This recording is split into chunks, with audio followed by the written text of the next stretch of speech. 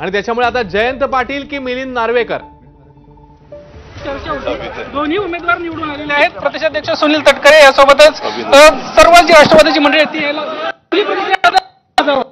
आम्हाला जो काही यश दिलेलं आहे आमच्या सगळ्या आमदारांनी, आमची मतं होती 42, परंतु आम्हाला 47 मतं पडली। ज्यांनी आम्हाला विश्वास दाखवला आणि ज्यांनी आम्हाला मतदान केलं आमच्या दोन्ही उमेदवारांना त्यांचं मी मनापासून अभिनंदन करतो।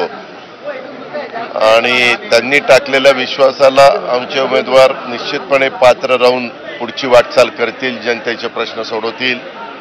मला अतिशय मनापासून माझ्या सगळ्या आमदारांना पण धन्यवाद द्यायचे, त्यांच्याही सगळ्यांचे आभार मानायचे। त्यांच्या हितचिंतकांनी आम्हाला ॲडिशनलची मतं दिलेली आहेत, त्याही माझ्या हितचिंतकांचे मला मनापासून। एबीपी माझानं सकाळीच बातमी केली होती, तब्बल 48 मतं अजित पवारांकडे असल्याची।